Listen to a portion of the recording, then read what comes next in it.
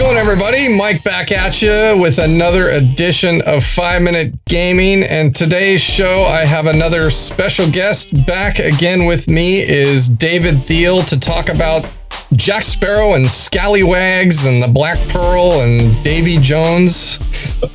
You care to give the title of what I'm referring to? Pirates of the Caribbean. Adapted from a theme park ride. Yes, and this is the Stern version of Pirates of the Caribbean, not the Jersey Jack version. There are two Pirates of the Caribbean pinball machines out there now. Yes, I know that better than any other person on the planet, because I did the sound for both of them. And that's pretty awesome in itself. Maybe someday there will exist a virtual simulation of the Jersey Jack version, and we can do a show on that. I don't think one exists yet. So for now, it's the Stern, the first one. Yeah, I still have my dev machine, but it's all painted and has all the lighting, but it doesn't have any of the sculpture. The boats and stuff are just metal mechanisms, so it's not anywhere near as pretty as it should be. First question I want to ask you is just about the sound development of this game. When it comes to doing a game on a licensed theme that's based on a movie where you've got movie stars and voices, it's a Disney property. I'm guessing that when you reached out to Disney and got the theme, they said, use anything you want. We're happy to provide you anything we can. We want to help. Is that true? I'm being a little sarcastic. Yeah, turn sarcasm on 11. Yeah. So I hadn't done a pinball in 17 years, and I came back to the industry in 2006, and this was my first project. And everything had changed. The way I do sound for the machine changed. The machines themselves had changed and gotten considerably more elaborate. And in the ensuing years, pretty much all machines are now based on a license, and that wasn't true. The games that I had done before, the only one that was based on a license was Monday Night Football. And even at that was just sort of branding. It was Monday Night Football, and we did get Frank Gifford and Dan Deerdorf to talk, but other than that, everything else was still original. So now everything is a license. But we start doing this one, and the Disney license for Pirates of the Caribbean is what I call a lunchbox or t-shirt license. That's what it's suitable for. You get the pictures of the people in the cast, still pictures. You get that beautiful Pirates of the Caribbean logo. You can put that on a lunchbox and sell that, and that'd be great. But that's pretty much what you get. What we didn't get was anything from the film. Not a frame, not a piece of audio, no sound effects, no music, no voices, no call-outs. The one thing that we did get, which turned out pretty well, surprisingly, Disney is a master company at exploiting intellectual property, and they were doing all kinds of things with all the things they have, and they developed their own sound-alike, or like the main character in this case. So they had a guy. He sounded more like Captain Jack than Johnny Depp does. It really sounded great. We had a recording session with him. I think it was down in South Florida, and done in a big room, big studio with a Disney producer and a Disney engineer and the voice talent and our script. It came off really well. I learned a lot. This is my first game doing this kind of production in a long time, and so that was great. And so, yeah, we have some Captain Jack in the game, but Disney Creative was very, very strict. Anachronistically, we could not have Jack in his custom recording session say anything that he wouldn't have said back in pirate times, back in the 1800s. He can't talk about a pinball or a bonus or a jackpot or anything that would be anachronistic. Well, okay, he could talk about the monkey, because the monkey was in the film, and we have a monkey shot right next to the treasure chest. That up and around ramp shot is Jack's monkey, or the monkey called Jack, rather. So Jack had a relationship with the monkey, so he could talk about the monkeys. That's really the only shot on the playfield that Jack could call out. So having custom call-outs was of somewhat limited use because of that constraint. So then everything else had to be created from the ground up under significant supervision by Disney Creative and the licensing group. Some licenses are wonderfully liberal and you get all kinds of stuff and a lot of support. This is definitely the most restrictive thing I've ever worked on, and I've done it twice, and it wasn't any more liberal the second time. And I know why. I probably wouldn't say it on the internet. Disney is the enforcer, their licensing group, but they didn't come up with the rules for this because it actually was not a Disney film. It says Disney's Pirates of the Caribbean because they distributed it, but it's really a Jerry Bruckheimer production, and it's his film.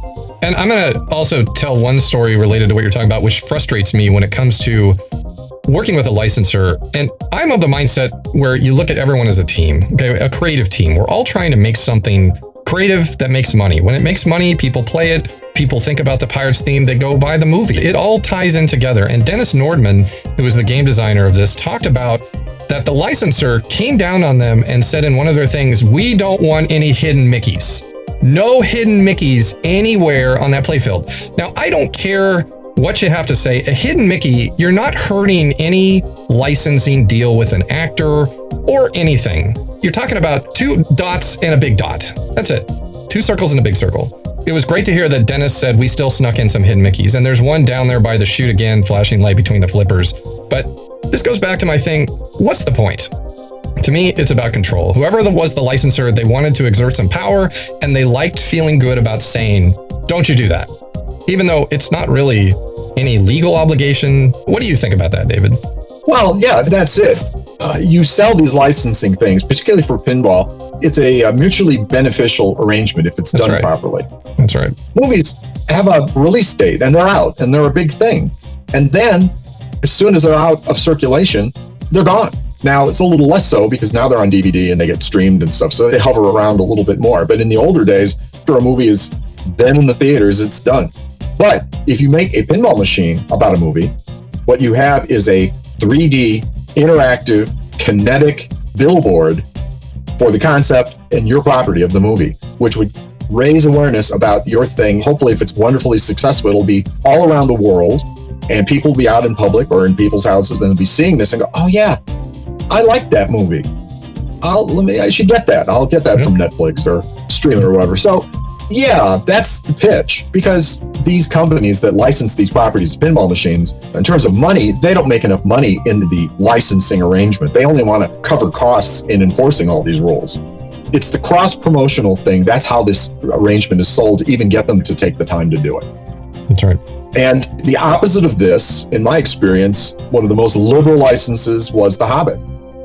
The Peter Jackson arrangement with Time Warner, we got everything with hardly any limitations whatsoever. 3 hours worth of video. They gave me the sound in pieces. So they gave me clean dialogue. I could use whatever. They gave me clean sound effects. And of course, the music is a different arrangement. And we didn't get hardly any music, but that's fine. That's the extreme. And so I have a scale, a licensing scale. And anchoring the low end is Disney, is Pirates of the Caribbean. And anchoring the high end is The Hobbit. But keep in mind, Disney is like a small city that does licensing. So I've also done Marvel and other things. And one of the more liberal licenses I've worked on was Tron. It's a Disney property, but it was in a different neighborhood than the Pirates of the Caribbean one. And they gave me gigabytes of raw sound effect material to work with. And we were able to license a bunch of tunes from the movie soundtrack. And we were able to pull hundreds of pieces of dialogue from the movie. It's Disney, right? So the rules for every product are like a snowflake, and it depends who the producer was and who owns the film, really. Now, Pirates of the Caribbean, nobody's ever going to get anything for this, no matter how many derivative products there are. And so it is what it is. However, it forces the team then to be really creative, to create a lot of stuff. And to Dwight and Dennis's and some of the other people involved at Stern, they came up with a bunch of stuff. They made a fun game it's really quite deep. And Disney did let them do that. So the 5 captains, I think there are 5 different captains, and each one has a bunch of activity attached to it. There are inserts on the playfield for the 5 captains. There probably are. And each captain has this whole series of activities you have to do before you defeat that captain. And then there's 4 more captains. And then once you've defeated all the captains and done all these other things, you can get to a wizard mode. So there's a lot going on that we had to create because we basically could use nothing from the first 2 films. Okay, I've put my quarter in. It's a nice little sound effect there of treasure. Makes me think of treasure, gold. Doubloons falling into a big pile of more doubloons.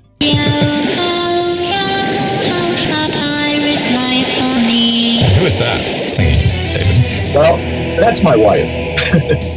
I fucked with it a little bit, but yeah, that's Carol Thiel, my wife. And that's something that Dennis Dwight wanted, because that's one of the very first images from the very first film, is the little girl at the prow of the ship looking off into the fog. anticipating the entire action that's going to take place. She's all about adventure. Yeah. So that's the way they wanted to start it. Would you care to comment at all on this shooter groove we're hearing? Well, all the music for Pirates, like I say, just a couple things. One is that this is the first pinball in the recorded audio time. Everything I'd done prior to this was always synthesizer stuff being created inside the cabinet at runtime. Now, anything I can record, I can digitize, gets in the game. So, the world is your oyster. You can do whatever you can produce, whatever you get your hands on. If we could have licensed He's a Pirate and all that Klaus Badelt music, that would be in here, but it was not possible for us or anybody to do that. At the time you were creating this music, were you using Cakewalk? Oh yeah, I still am. Sonar Cakewalk, yeah. And the thing was, jumping into this, I was at the beginning of my virtual synthesizer period where everything you're hearing is some software synthesizer or some software synthesizer playing samples. And I was like a madman collecting this stuff, the things that I needed to produce this pirate music. But to do pirate music, hey, I'm a lounge musician. What do I know from pirate music? So besides the music that's from the film, there have been a lot of pirate films, and that's all in the culture. And I went back to the real one, from my point of view. It's like, I think it's 1938, Captain Blood, Eric Wolfgang Korngold, and then Errol Flynn again in The Seahawk. These are fantastic pirate films. Again, Eric Wolfgang Korngold is the Hollywood sound guy that John Williams owes an awful lot to. Created these great scores. And so, I look back at those. I think I did the same thing that the team doing Pirates of the Caribbean did. You go back to first principles. What do people think pirate music is? Go back to the great pirate films. Then you also think, well, what is music from this period? It's all sea music. It's all based on sea shanties. So I did a bunch of research on what sea shanties are, what characterizes them, the rhythmic properties, and the kind of instruments used. I do a lot of research on things that are difficult like this, that are not in my wheelhouse. That's something I do already. I did a lot of research finding sea shanties and analyzing them for their harmonic content and how those are and the rhythmic stuff. Everything in Pirates is kind of bouncy. It's not straight ahead, 1, 2, like a rock tune. Boom, boom, boom, boom, boom, boom, boom. And so you can imagine sailors throwing a cocked hat down and dancing around it. It's all that kind of world music, if you will. It's kind of Irish. There's a strong component of Irish folk music in the pirate stuff. So I constrain myself to those kind of things because I want it to just ooze piratey music things. And it's even more of a challenge for the sound effects, but we can get into that. Well, and what I will say to the viewers listening out there, David is quite the music historian in addition to being an incredible composer. And I have David to thank for showing me the light. As far as my love of John Williams and all his great Star Wars and Indiana Jones themes, David sends me Korngold's music collection to listen to, and I am listening to John Williams, which taught me the lesson that John Williams was just channeling great composers before him. And everyone is influenced by someone. And you tend to think of the John Williams music as John Williams, but really it's Korngold. Yeah, he's the first guy who really nails this kind of heroic, romantic, fast orchestra stuff that's propelling the action. Robin Hood, if anybody just wants to go to the motherlode of all heroic music for Hollywood, the 1939 film starring Errol Flynn again, Robin Hood's in color. That score is just to die for. It is incredible. So, that's my inspiration. Now, can I be Korngold? The problem for me is those guys, they write the tunes and stuff, and then they hand it off to an orchestrator, and then the orchestrator hands it off to a copyist. Then they eventually hand it off to like 100 musicians, and some guy waves a stick, and that music gets produced. All that expertise, all these string players, and bassoon players, and orchestrators, that all collapses on top of me. And so somehow I have to figure out how to do all those jobs as good as. I had a great time doing it. You can compare and contrast the piratey music I did for this, and then about 9 years later, almost 10, listen to the piratey music that I wrote for Pirates of the Caribbean for Jersey Jack, and you can see, well, there's improvement, right? Because my orchestra is better, I'm a better orchestrator, I'm a better composer, I've been doing it for 9 years now, I'm better. But I'm happy with this one. There's a lot of constraints. Yeah, it's fun. This is why I think a shooter group should be. Well, you've channeled a lot of composers over the years, and I think it's time to let our audience in on the secret that you also have another name. Besides David Thiel, you're also known as D-Punk. Okay. Well, it's a whole nother game. Yeah, we'll just leave it at that. And if you want to find out what that means, ask David in the comments. All right, I'm going to launch the ball.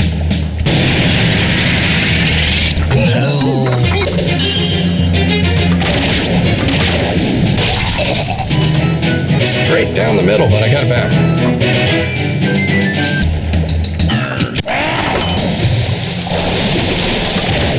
I heard an R. Yeah. Well, you walk the plank. There are 3 ways off that upper platform, and you did the one where you walk the plank. So if the display effect shows you being pushed off the plank and somebody going, as you do it. Well, and the ship, this simulation image doesn't do justice of the size of the ship on this game. That's the green thing in the upper left corner. Yeah. If you're not sure what to do in this game, just aim for the ship target. Like that. Do that. We've been hit. And I gotta hit it a few times to sink it, and then there's various levels of ships to destroy. So I've destroyed the sails.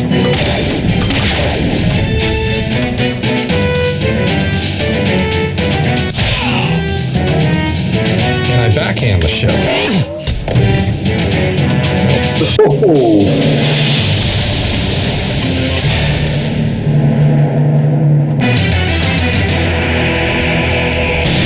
That definitely sounded like a Pirates of the Caribbean type of little progression of strings there.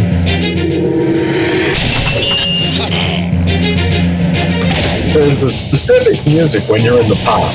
That's the sword fight. They're not in the pops anymore, so now you have the basic background. The music changes a lot. Good.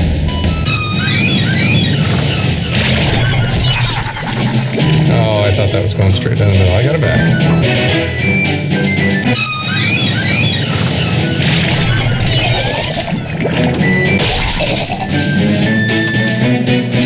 Oh. Thank goodness it's a 10-ball game. So, because it was his birthday this week, if not today, I wanted to say a couple words about someone who did an awful lot of the call-outs for this game.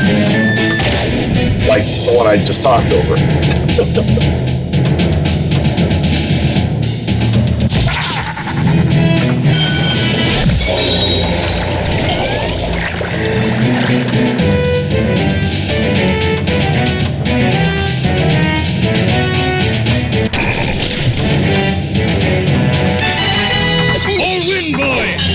So whose birthday is it today? It's Fred Young. Fred Young is a voice talent in Chicago, and for a long time prior to the production of this game, he had done voices for a number of the pinball companies in Chicago. And one of the things Fred can do is mimic other people's voices really well. So when you need different characters, you can hire Fred, and he can do a lot of famous people, and then he can make up stuff. Since we couldn't use any of the voices from the film except the Captain Jack, and we had these 5 captains, and we had the captain saying all kinds of stuff, we needed different captains' voices. So we characterized, we had a Blackbeard captain, who was very, very rough and tough. We had a British dandy sort of effete captain, very mannerly and so on. We had a French captain, so think Rousseau. And I forget the other male captain. And Fred Young created characters for all of these, and they're very good, and they're funny, and they're very distinctive, which we wanted them to have a lot of distance one from the other. And that's one of the few recording sessions where I was actually there. When Fred shows up to a recording session, he always brings a box of donuts. Fred is just a little bit of a character himself, and a force to be reckoned with. But he does a great job. So hats off, Fred. If you ever see this video, we appreciated your contribution. I know he did the voices in Stern's Batman: The Dark Knight, and he did the Scarecrow. Jackpot! Jackpot! Yeah. He's always adding new voices to his arsenal, and when you're at a trade show, he'll come up to you and start doing voices. He's just a walking entertainment. There you go. That's it? No, you have S? One more, I think.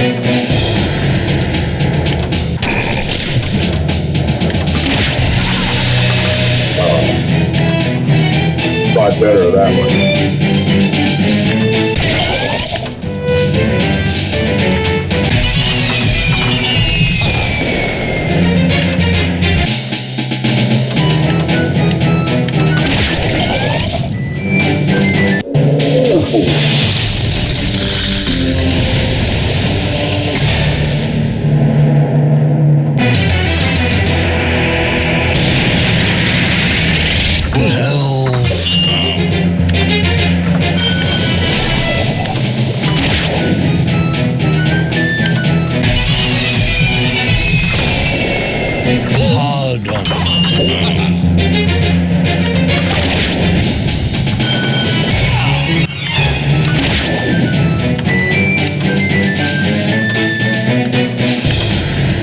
Nice.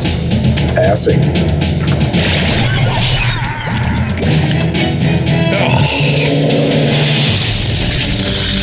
Sometimes it's just the way the ball bounces. I know. We should say that you asked me what feature I wanted to see. I said, well, I wanted to hear the heart feature. There we go.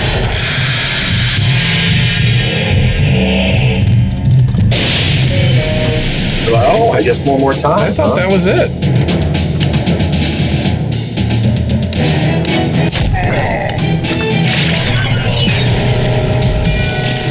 It's gotta be it. No. Wow, they're making me work for it. So spelling hearts likes jackpots. So to make shots now, you get a big point. So all these things are flashing. Yeah, you get 2 million for making that shot. But I'm not in heart. There's a heart multi-ball. There is a heart multi-ball. I forget how you get into it.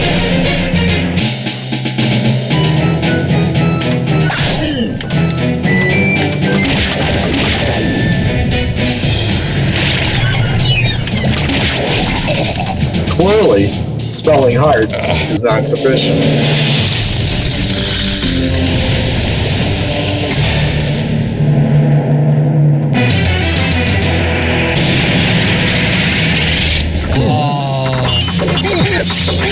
Oh, been hitting the P a lot.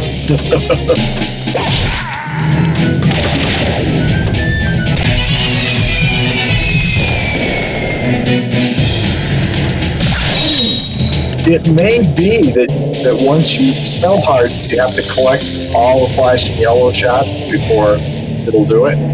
Now, I don't see any flashing yellow shots left.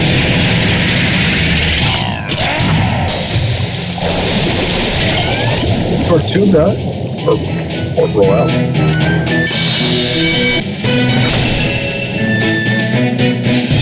Yeah, the one next to it. You cheated, pirate! Just look at all those arms! Just look at all those arms!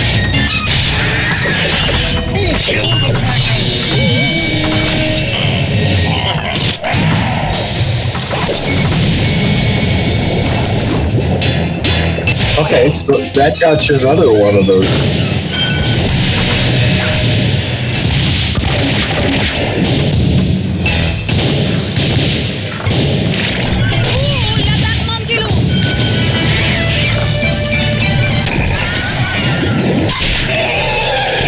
I think you're just making it angry, mate. Kill it!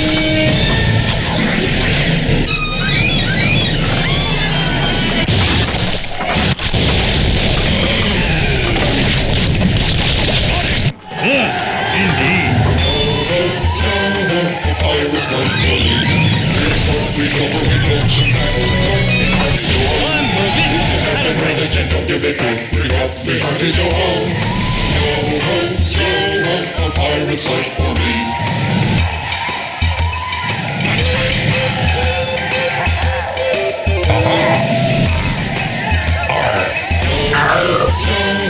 Pirate's life for me.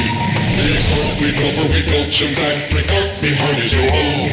We kidnap and religion, don't give it to. Bring up the heart is your home. Yo ho, a pirate's life for me. That was nice. They're partying hardy.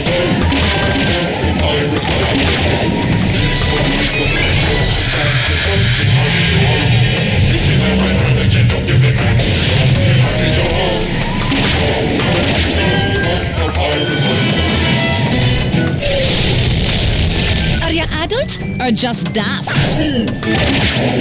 Hey, new captain. The female one. Ah, okay. Do you remember the name of this captain by any chance?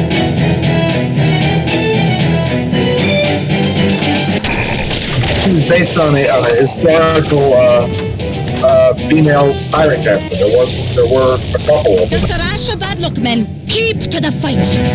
Keep to the fight. She was Irish. Aye, there, quit the fight. Raise the Jolly Roger!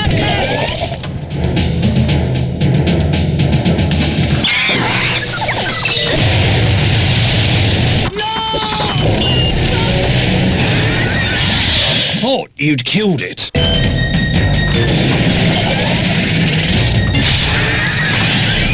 There you go. That's good. One more shot.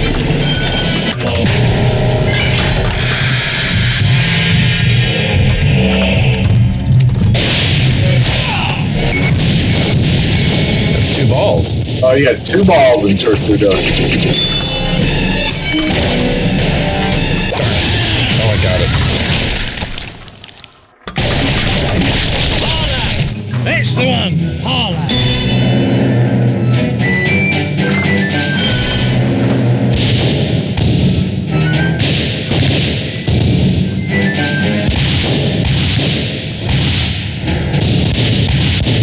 I always enjoy the fact that when you compose music for pinball machines, you've talked at length about how much of the time there's not lyrics, but that you come up with lyrics and you even sing them to yourself. And one of my favorite stories is for Pat Lawler's Dial In, where you say, "I've got a new phone. It's better than yours." You know, we never hear it, but you've got the lyrics.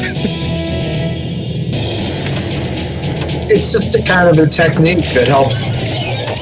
When you're composing, you can put any rhythm and set of notes together, and some of them are less accessible than others, but I find if I have to constrain it to a lyric, yeah, it ends up being more memorable, even if you don't know what the lyric is. Here we go. Heart multi-ball. You did it.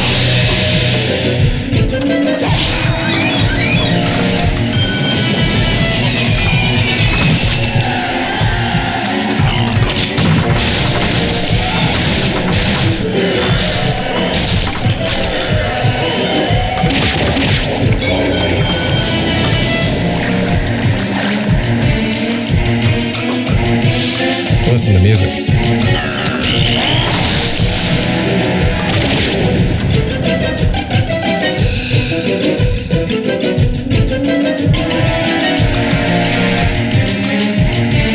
Anything to say about this particular tune? I've learned how to use bassoon. That kind of rhymed. And pizzicatos and stuff. Yeah, I mean, all the ways in which orchestral instruments can be played, there's hundreds of them. And as an orchestrator, that's what you do. You pick out the way you want the players to play, and you put that in the machine music. So, you just don't play notes. You play notes in a particular kind of way. And I was expanding my vocabulary of the things I knew how to use. And I actually owned them. Because I had to have recordings of people playing in these ways. And so I got them a little by little. Yeah, this loop could be longer. I wish it was, but at some point we had space constraints. And I can tell you why. Good for you. David and I did another show on the one pinball machine that David would like to own someday. And I'm going to put a link to that show right up there. Check it out, and we will both see you over there and talk about why David Thiel is a family guy. All right. Thanks for watching, and we will see you next time.